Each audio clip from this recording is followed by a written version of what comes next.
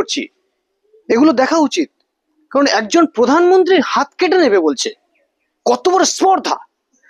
যতই যা কিছুই হোক, সর্বপ্রথম তিনি আমার দেশের প্রধানমন্ত্রী, আমার দেশের রাষ্ট্রপতি। তাকে কিভাবে বলা হয়েছিল, আমাদের দেশের রাষ্ট্রপতি দেখতে কেমন বলো, কি কুরুচিকর মন্তব্য।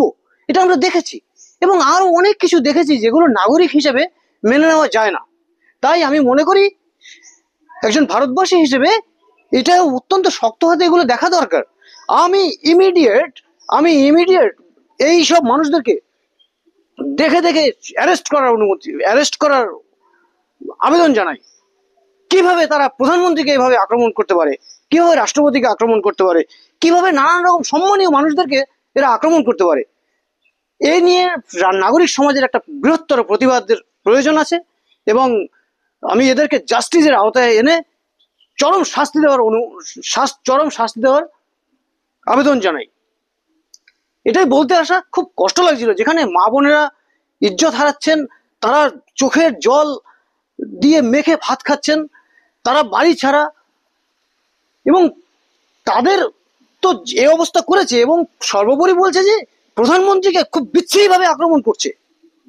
আমার দেশের প্রধানমন্ত্রী, সে যে রাজনৈতিক দলেরই লোক হোক, আমার দেশের, আমি একজন ভারতবাসী, আমার দেশের প্রধানমন্ত্রীকে যারা বলছে হাত কেটে নেব, দেখে নেব, তাদেরকে ইমিডিয়েট অ্যারেস্ট করা উচিত। আমি রাজ্যের মুখ্যমন্ত্রী মাননীয় মমতা বন্দ্যোপাধ্যায়ের প্রতি অনুরোধ করছি, আপনি আপনার প্রশাসনকে নির্দেশ দিন এইসব মানুষদেরকে খুঁজে বার করে আইনের আওতায় আনার। আমাদের রাজ্যের এইসব মানুষদের কারণে সারা দেশের কাছে আমরা রাজ্যবাসী হিসেবে অপমান বোধ করছি, আমাদের রাজ্যের সম্মান নষ্ট হচ্ছে। আর কেন্দ্রীয় সরকার এবং স্বরাষ্ট্র দপ্তরের প্রতি অনুরোধ করছি, আপনারা আপনাদের টিমকে পাঠিয়ে এইসব লোকদেরকে খুঁজে খুঁজে চিহ্নিত করে তুলে নিন, অ্যারেস্ট করুন। আর নয় কিন্তু আরো বেশি ধরনের এইসব জিনিস ঘটতে থাকবে, তখন দেখবেন কি জিনিসটা অন্যদিকে চলে যাবে। জিনিসটা অত্যন্ত লজ্জাকর জিনিস। এটাই বলতে আসা। আরো অনেক ছোটখাটো বিষয় আছে যেগুলো আর কিছু কি আর বলবো, কিন্তু এগুলো অনেক বড় ব্যাপার।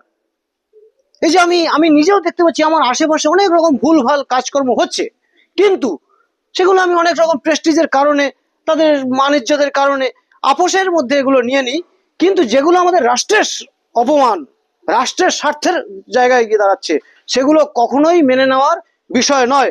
তাই আমি এ বিষয়ে স্বরাষ্ট্র দপ্তর, এ বিষয়ে পুলিশ প্রশাসন, এ বিষয়ে সরকারের প্রতি দৃষ্টি আকর্ষণ করছি, রাজনৈতিক ব্যক্তিবর্গের প্রতি দৃষ্টি